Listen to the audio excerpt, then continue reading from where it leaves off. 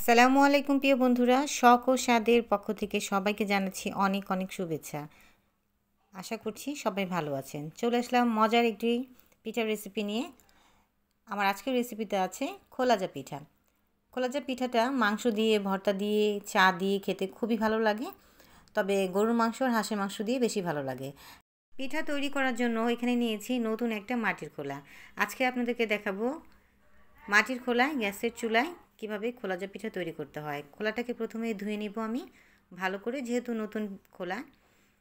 10 minute পানিতে ভিজিয়ে রাখবো ভিনেগার আর লবণ দিয়ে। খোলাটা ভালো করে ধুয়ে গ্যাসের চুলার নিচে রেখে দিব আমি, শুকিয়ে নিব ভালো করে।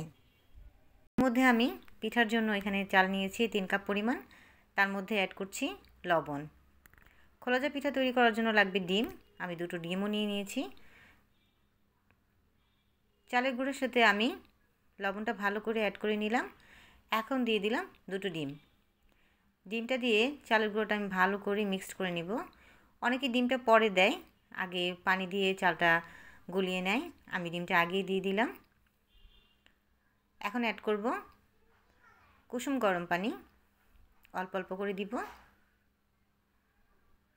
গরম পানিটা দিয়ে ভালো করে নেড়েচেড়ে নিতে হবে।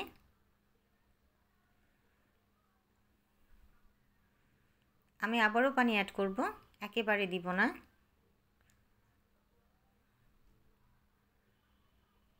পানিটা দিয়ে নেড়েচেড়ে নিচ্ছি। এই পিঠাটা শুকনো চালের গুঁড়ো, ভিজা চালের গুঁড়ো দিয়েও হয়। আবারও পানি অ্যাড করছি।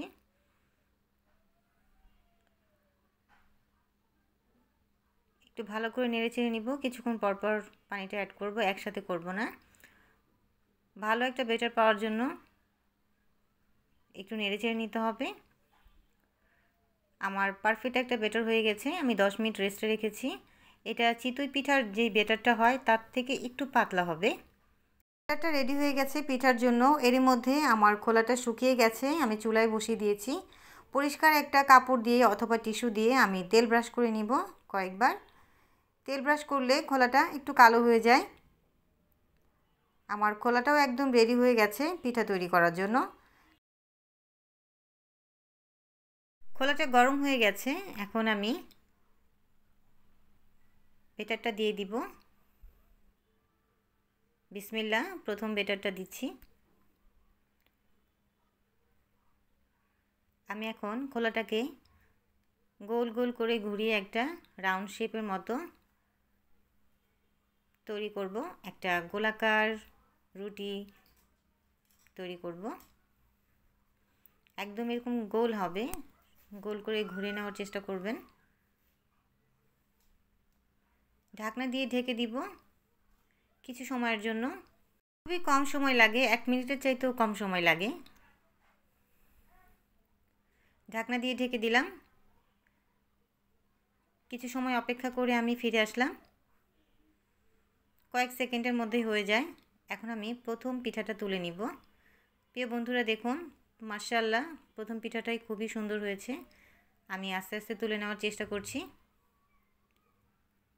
প্রথম পিঠাটা একটু খারাপ হবে, হয়তো সাইড দিয়ে ভেঙে যাবে, ঠিকমতো উঠবে না, উঠতে চাইবে না।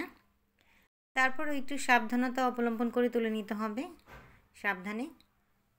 মাশাআল্লাহ, প্রথম পিঠাটা খুবই চমৎকার হয়েছে। দেখুন বন্ধুরা কতটা জালি জালি হয়েছে। খোলাটাকে একটু পরিষ্কার করে নিব, সাইডে যে অবশিষ্ট লেগেছিল সেগুলো তুলে ফেলবো। এখন আমি 1 চামচ 1.5 চামচ পরিমাণ ব্যাটার দিব। এখন ঘুরিয়ে নিব, গোল একটা শেপ দিব পিঠার, রুটির মতো। আমরা যেভাবে রুটিটা তৈরি করি, গোল রুটি, সেরকমভাবে তৈরি করে নিব।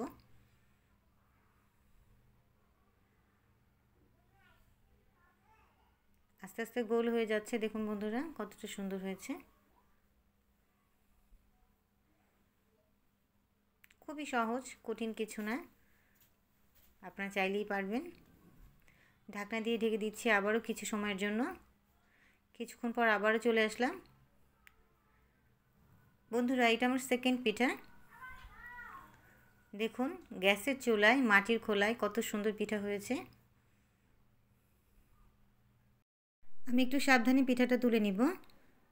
মাশাআল্লাহ আমার সেকেন্ড পিঠাটাও খুবই চমৎকার হয়েছে বন্ধুরা। দেখুন পরপর আমি কয়েকটা পিঠাই তৈরি করে নিব। প্রিয় বন্ধুরা দেখুন কত সহজে এখন পিঠাটা চলে আসছে। সহজেই আপনি তুলে নিতে পারবেন। খোলা যত পুরনো হবে ততই পিঠা ভালো হবে। মাশাআল্লাহ আমার খোলাজা পিঠা খুবই চমৎকার হয়েছে। ডিয়ার ভিউয়ার্স, আমার খোলাজা পিঠার রেসিপিটা যদি আপনাদের ভালো লাগে তাহলে অবশ্যই আমার চ্যানেলে like, comment, share and subscribe করবেন। পরবর্তীতে নতুন আরেকটা ভিডিও নিয়ে আবার হাজির হব আপনাদের মাঝে। ততক্ষণ পর্যন্ত ভালো থাকুন। আল্লাহ হাফেজ।